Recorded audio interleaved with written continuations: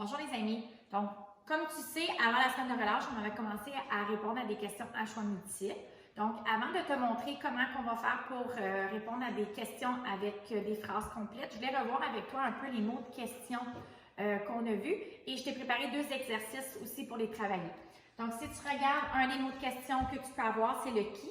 Donc, quand tu rencontres un qui, tu parles soit d'une personne. Donc, tu cherches soit une personne, un animal ou des personnages.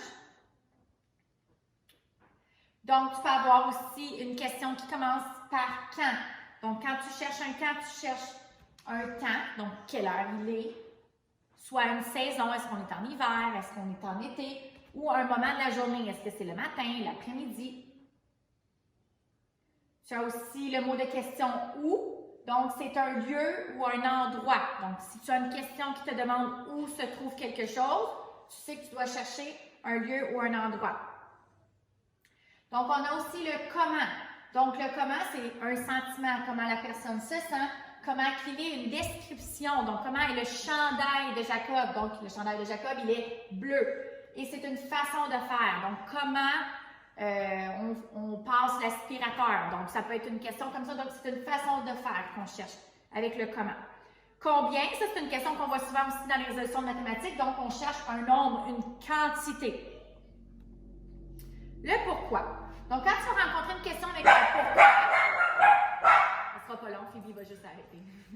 Quand on cherche une question avec un pourquoi, donc tu vas commencer ta phrase et tu vas avoir un mot magique que j'appelle, que tu dois absolument avoir dans ta réponse. Donc, pourquoi Madame Sophie est-elle contente?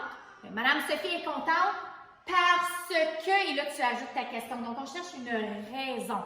Donc, le mot magique, c'est parce que, et l'autre mot magique qu'on peut utiliser, c'est car. Donc, voici d'autres mots de question.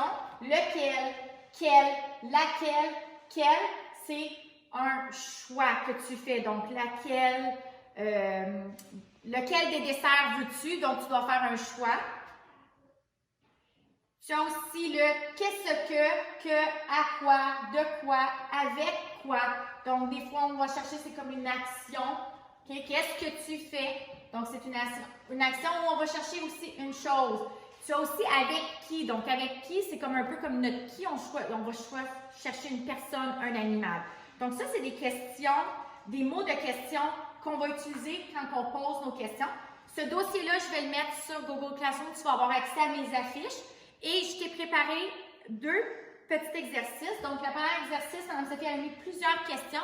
Tu dois encercler le mot de question. Donc, quand on lit nos questions, tu te souviens, dans notre stratégie, on encercle notre mot de question. Tu fais la même chose ici dans nos questions. Et après ça, je t'ai aussi préparé une activité. Donc, tu as la fin de la question. Tu dois choisir lequel des bons mots de question on doit utiliser selon la réponse. Donc, ici, c'est marqué « Joues-tu au baseball? » La réponse, c'est « Je joue au baseball le mardi. » Donc, on cherche un moment, un temps. Donc, quand joues-tu au baseball? Donc, tu dois écrire le bon mot de question. Donc, tu peux avoir de l'aide avec maman et papa. Donc, c'est pour réviser nos mots de question avant qu'on puisse poursuivre avec les questions à développement. Bye bye!